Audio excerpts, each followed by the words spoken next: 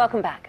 Why do cats always land on their feet? Well, a new BBC Wildlife series has been attempting to answer this question and others about animals that have perfected life in the air. Yes, it uncovers the basic principles of flight and discovers how many creatures effortlessly beat gravity. We're joined by one of the programme's producers, Simon Bell. And Simon, just to clarify for us, you know, we're talking about flight there, but you're using that in its most liberal sense, so that it's creatures that can get into the air. We are. Creatures need to get into the air for lots and lots of reasons, to escape predators or to find food. And if it was just the three-part series on birds, I don't think it would appeal to everyone. So we've been a bit liberal with our definition of flight in this programme. Yes, okay. Because certainly not a bird is a kangaroo.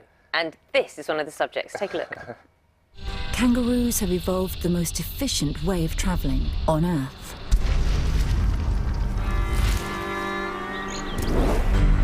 But it only works because they take to the air. When we run, our legs have to move faster and we use more energy.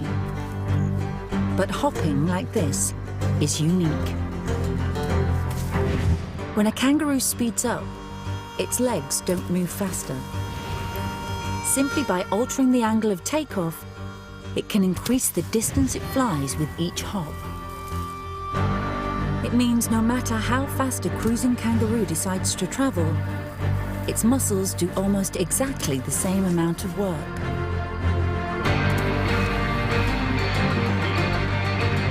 They can fly along at the speed of an Olympic sprinter, 10 metres every second, over 4 metres with every stride, and never get tired. For mile after mile after mile after mile after mile after mile. Well, Simon, and we're chatting as we're watching that, because it's absolutely fascinating. In the slow-mo, you get a real sense of how they create the speed. Just explain to us what they do. Because you said was they're not working any harder, but they can go faster. No, it's the most efficient way of travelling on land, what kangaroos can do, something that the greatest athlete on Earth would be envious of. So we're used to, the faster we travel, our legs have to move more quickly. We have to use up more energy, we get out of breath. Kangaroos have completely turned that on its head. Instead of moving their legs faster with each bounce, they don't hop any faster. They just change the angle that they take off at. So with every hop, every single hop, they just travel further in space. So, yeah, they never get out of breath. And it's incredible. so if they never get out of breath, they could just go for what? For how long? 40, 50 kilometres to find one go. water. And it's because they're in this desert, this enormous desert. It's the driest continent on Earth, Australasia. Very hard to find water. So you need to find that water without breaking into a sweat. So many good things are explained. The cats. Yeah. The issue of why does a cat always land on its feet? Absolutely. Well, the basic answer is because if it didn't, then it wouldn't be able to hunt again, and it would probably die a lingering death. But there's a lot of beautiful science that goes on behind what they do. Yes. Well, we can show this because this cat in particular, it's not just about how it lands, it's about how it actually launches into the air. It's a caracal.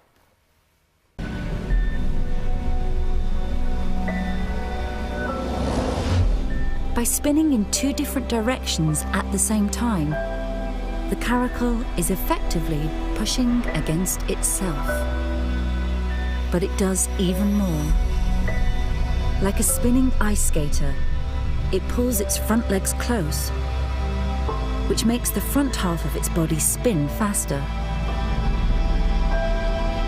This creates a twist in its spine, allowing it to swing the back legs round and prepare for landing.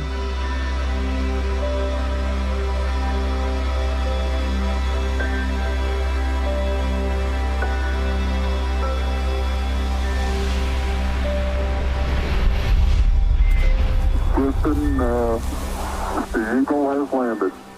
You know, it's funny hearing the NASA commentary there, because they've used cats. Cats have been just wonderful things to study for many, many years. They've baffled physicists. They didn't know how they could actually turn around.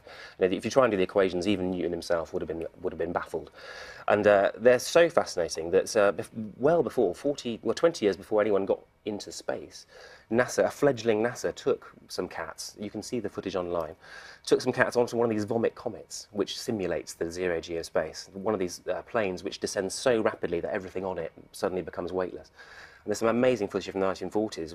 Quite seriously, scientists took these cats up into these vomit comets and to let them go to see how they turned round, because they thought that astronauts would be able to learn from cats when people finally got into zero-G in space, to sort of turn around, see how to turn around.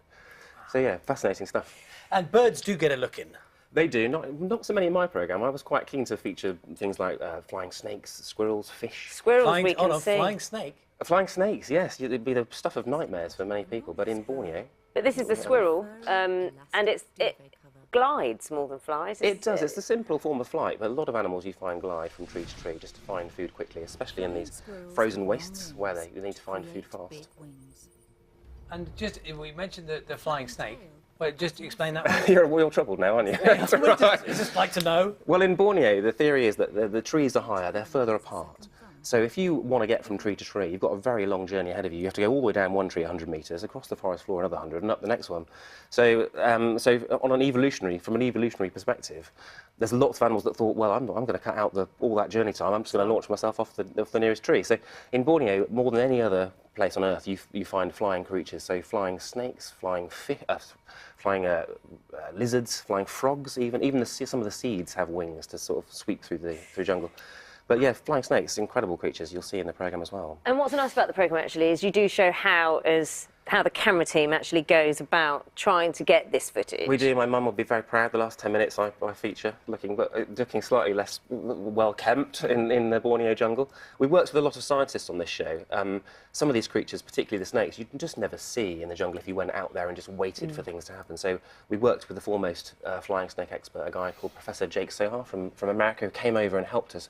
So we filmed some of his experiments, and that's the footage you'll see in the programme. The images are absolutely glorious. Thank you very much for talking us through those. A reminder, Life in the Air on BBC One on Sunday at 5 p.m.